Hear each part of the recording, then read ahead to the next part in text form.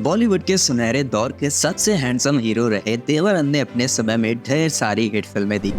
एक वक्त ऐसा था जब देव साहब की लोकप्रियता बहुत ज्यादा थी और लड़कियां उनकी एक झलक पाने की दीवानी रहती थी।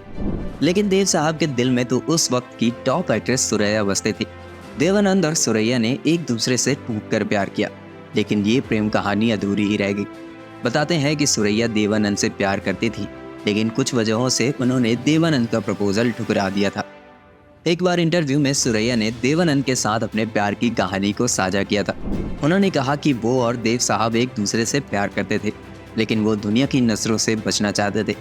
दूसरी तरफ सुरैया की नानी इस रिश्ते के खिलाफ थी और वो शूटिंग के दौरान सुरैया के साथ ही रहती थी ताकि सुरैया देव साहब से बात ना कर पाए।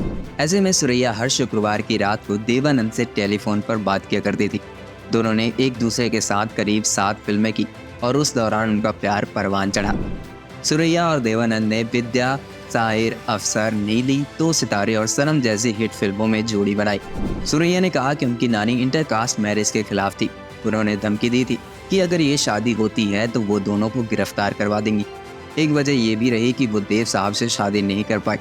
हालांकि देवानंद ने कहा था कि वो उनसे केवल प्यार चाहते हैं और इसके लिए धर्म बीच में नहीं आएगा। दूसरी और खास वजह करियर कही जा सकती है। दरअसल देवानंद ने कहा कि शादी के बाद सुरैया को एक्टिंग छोड़नी पड़ेगी।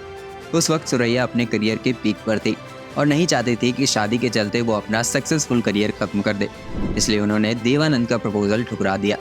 सुरैया ने कहा कि कई सारी वजहें थी, लेकिन सबसे बड़ी वजह ये थी कि मुझे देव साहब पर तो भरोसा था, लेकिन खुद पर नहीं था। मैं कंफ्यूज थी। जब मैंने देव साहब से शादी के लिए मना किया तो उन्होंने मुझे कायर कहा। शायद मैं कायर ही थी और हो सकता है कि यह हमारी किस्मत में ही लिखा था।